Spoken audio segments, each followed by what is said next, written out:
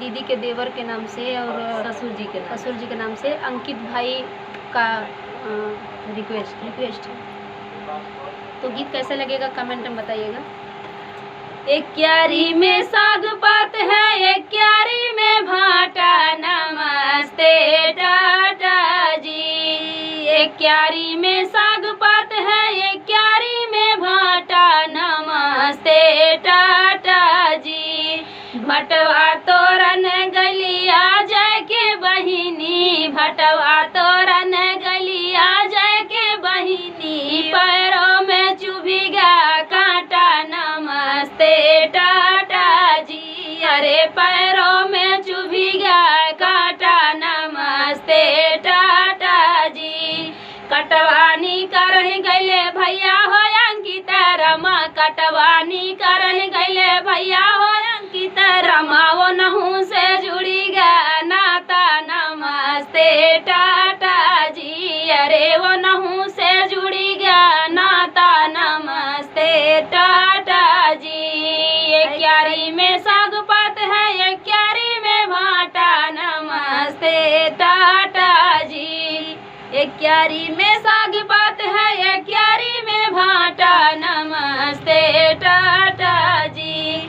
भटवा तोरन गली शिवम की बहिनी, भटवा तोरन गली शिवम की बहिनी, गड़वाऊ में चुभी गया कांटा, नमस्ते टाटा जी। अरे पैरों में चुभी गया कांटा, नमस्ते टाटा जी। कटवानी करन गले भैया हो अंसरमा, कटवानी करन गले भैया हो अंसरमा, वो नमू से जुड़ी गया नाता, नमस्ते टाटा जी। अरे वो नमू से जुड़ी गया नाता, नमस्ते टाटा जी।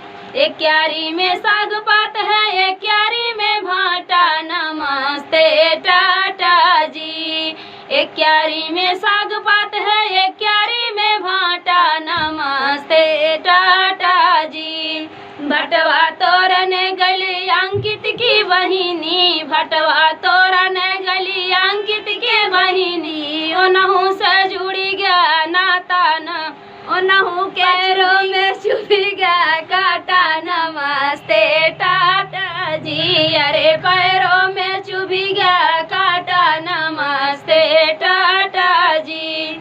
कटवानी करन गले भैया हो अंकित रमा, कटवानी करन गले भैया हो अंकित रमा, कटवानी करन गले भैया हो अंसरमा, ओनहू से जुड़ी गया नाता, नमस्ते टाटा जी। अरे वो नहू से जुड़ी गया नाता, नमस्ते टाटा जी।